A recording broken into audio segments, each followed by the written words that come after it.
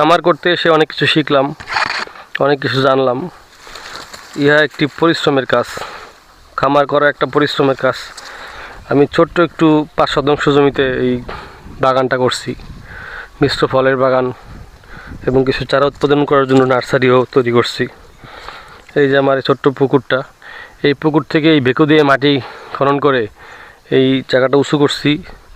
4টা পার হয়েছে, এই পারে বিভিন্ন জাতের গাছ লাগাইছি, ফল ফলাদি, সবজি, এমনকি এই পুকুরে প্রচুর মাছও পাইছিলাম। কিছু মাছ চাষ করছিলাম, আর বর্ষাকালে এখান দিয়ে স্রোতের সাথে কিছু দেশি মাছ আসছিল। সেই দেশি মাছের একটা প্রজনন কেন্দ্র বলা যায় এই পুকুরটা হয়েছিল, কিন্তু কিছু চোর স্যাঁচোররা আমাকে সফল হতে দেয় নাই।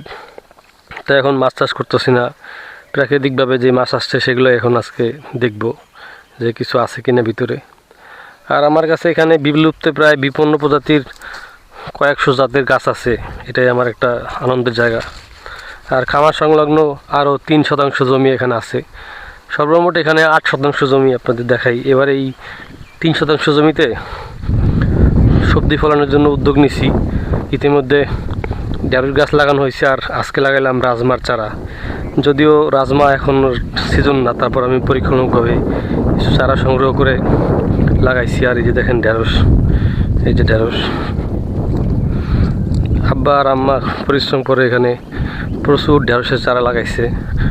আশা করা যায় বৃষ্টি বদলা ঠিক মতন হইলে এখানে প্রচুর ঢেঁড়স হবে।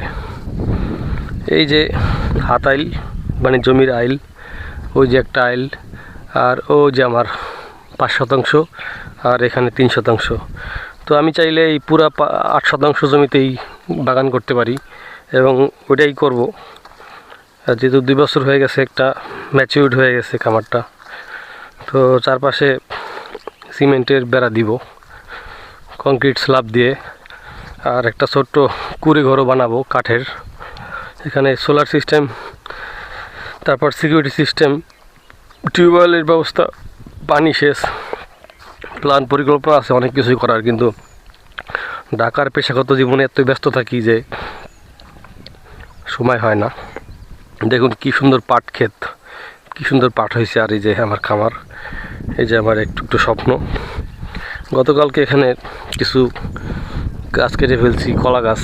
এটা ছিল বিচি কলা, যে কলা কোনো মিষ্টি না, খেতেও মজা না, তাই কলা গাছগুলো উপরে ফেলছি।